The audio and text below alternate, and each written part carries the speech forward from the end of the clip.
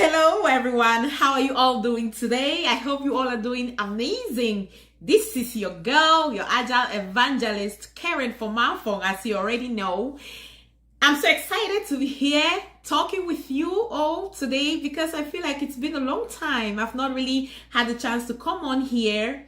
I was on a short break. I felt like my brain was on fire, so I needed to take a break to decompress and re-energize a little bit. But I'm so excited and happy to be back today talking with you all today about the beautiful agile ways of working.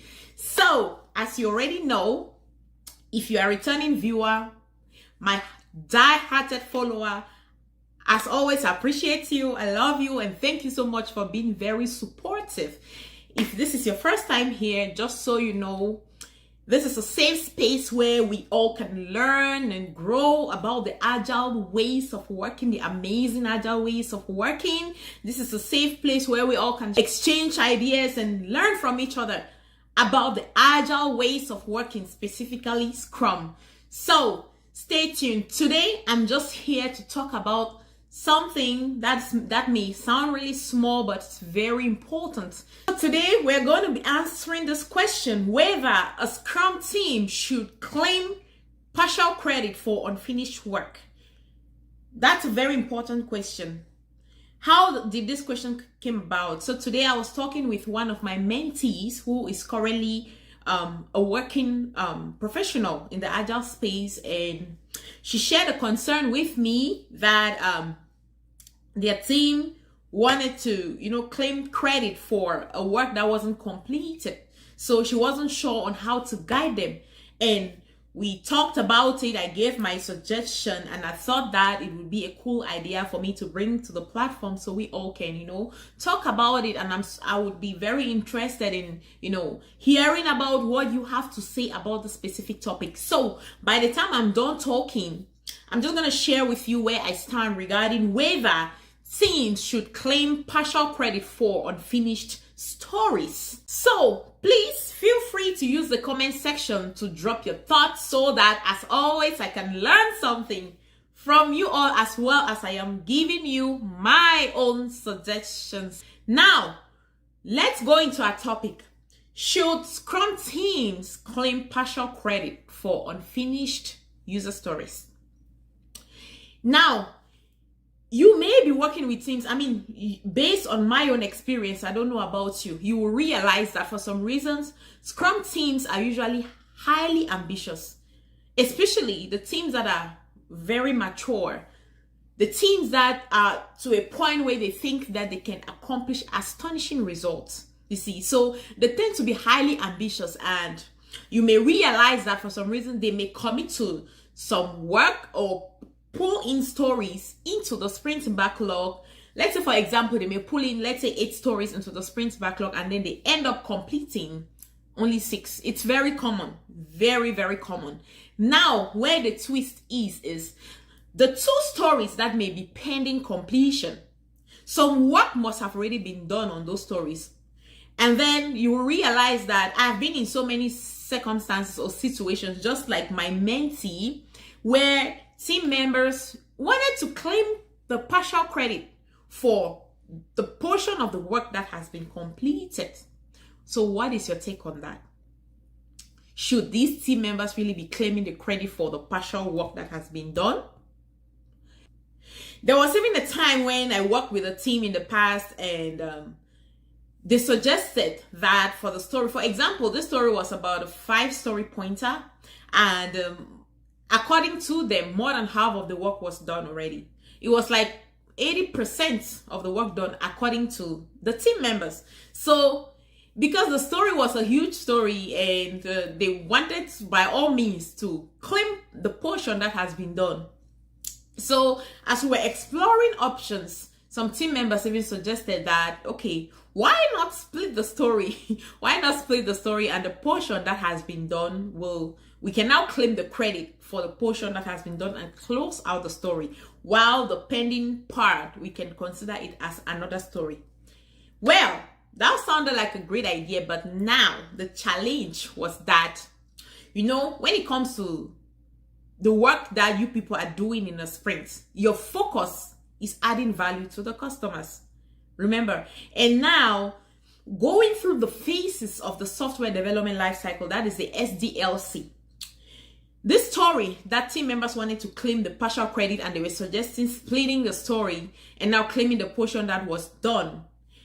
Now, the portion that wasn't done was part of the development and part of testing, which means that the portion that they will be claiming credit for, if you look at how on a good way to slice a good user story, it means that the story that will be splitted, it will be splitted horizontally as opposed to vertically.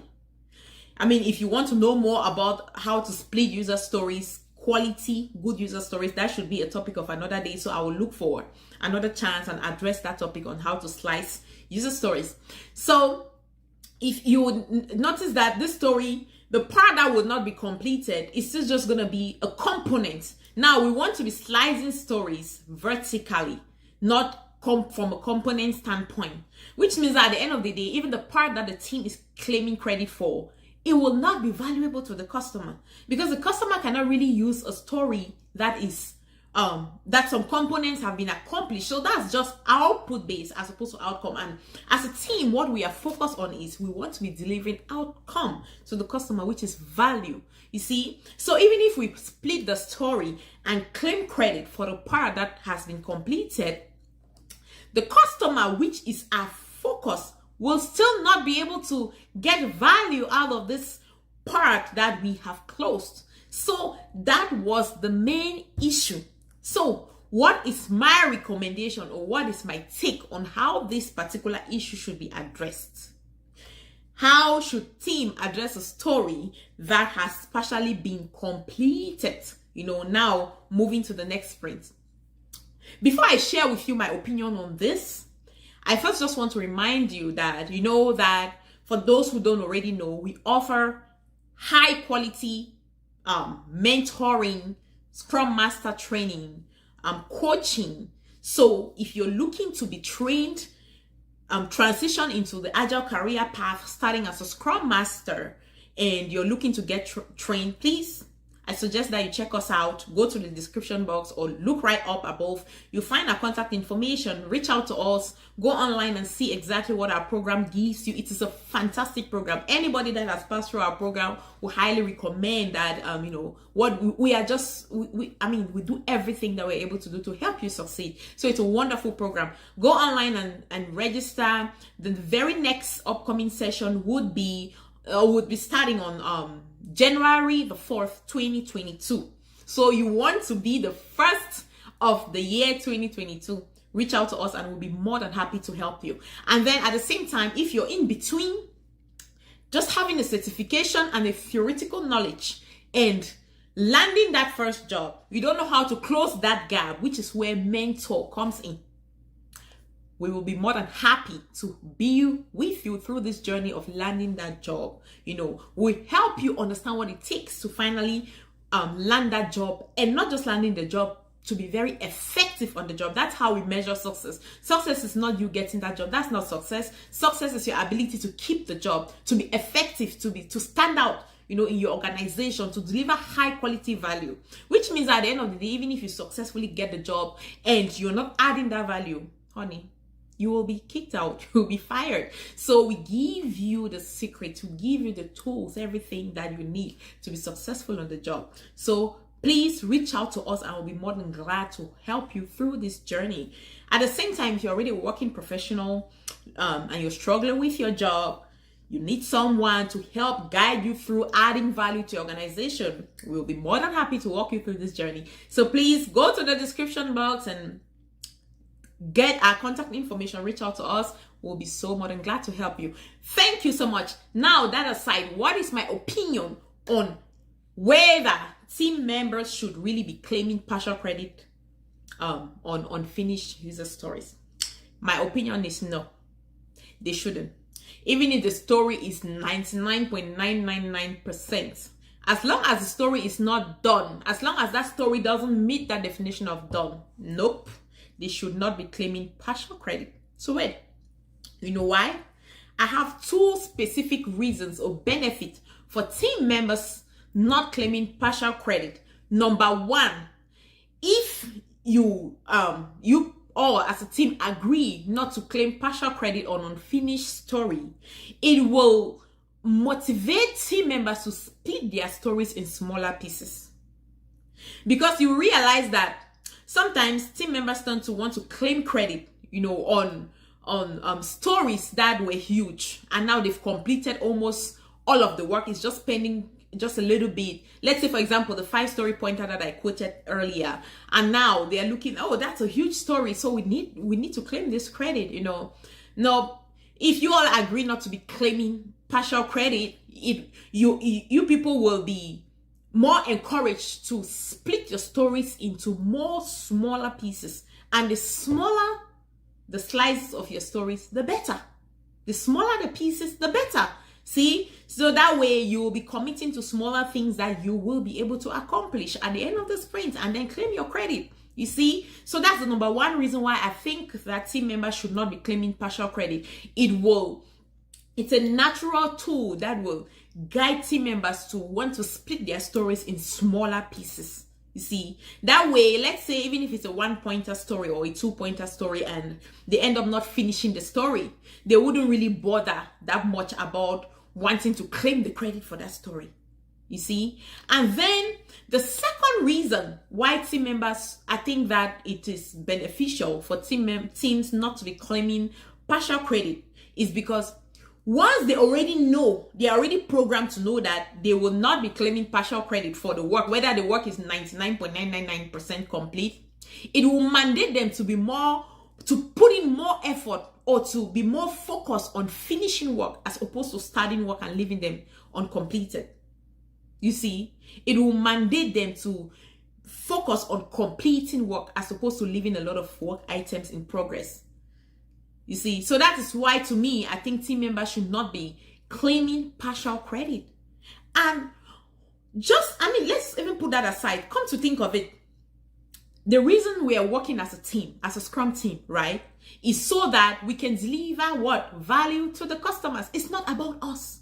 It's not about us. Yes, we want to be able to celebrate our little wins, but we should be celebrating our wins. We should be measuring our wins by how we are satisfying the customers. So it's not about us. So even if we claim this partial credit, how are the customers benefiting from this? Tell me, that should be the question we should be asking. How are the customers benefiting from this? So instead of trying to claim credit and look good in front of leadership, look good in front of our stakeholders, if we channel all of that energy into, okay, how do we make our customers happy by delivering the best value possible to them? It will automatically orientate us to not focus on claiming credit, but rather focus on delivering value to our customers. And if we are guided to deliver value to our customers, it will automatically, or it will naturally encourage us to, structure our work in such a way that we will be completing stories at the end of the sprint, and to easily do that, split your stories into smaller pieces so that you will easily finish the work and claim the credit for it as you make your customers happy. So that's my take on that. I don't think that team members should be claiming credit, partial credit for unfinished user stories. So even if, just like the American football, if you all know how the American football game is done, you can do all the passes, but as long as you've not reached 100, nope, you're not claiming any credit. It is a 0. Even if you've done 99, you've covered 99% of the entire whatever you're supposed to do on that football field, but not 100, it's a 0 credit. But as long as you reach the 100, you're claiming all of the credit, even another 2 additional points to it, if I understand correctly. Don't quote me, I'm not I'm not big in football. I really don't know much about all this football thing, but that is as far as I know. You see? So it's the same thing for a Scrum team. The point is not how much busy you people are, or how much work you are getting done, or how much task you're getting completed. The point is, what is the value? How are the customers benefiting from this work you're doing? What's the value that's being delivered to the customers at the end of the sprint? Because at the end of the day, we want to make our customers happy. That's how we are able to celebrate our own little wins. You see? So again, in my opinion, no, team members should not be claiming partial credit for unfinished work. Even if it's a 99.99 complete, they should leave it alone. Move it over to the next sprint. That is, if it's still high priority, they should move it to the next sprint. And then once they finish it in the next sprint, they can now claim all of the credit. But again, if you find yourself in a situation as a team where you mostly end up with stories that is partially completed, and you're looking for, by all means, to claim the credit for partial work, you should be, instead, to me, I see that as a gap. You should be asking yourself, okay, how can we better slice our stories so that we'll be having smaller chunks that can easily be finished, in the middle, in the course of the sprint, so that we deliver value to the customers, and at the same time, we are celebrating our little wins. So that's my take on that. I hope this video was helpful. Thank you so much. Look forward to talking with you next time. Bye.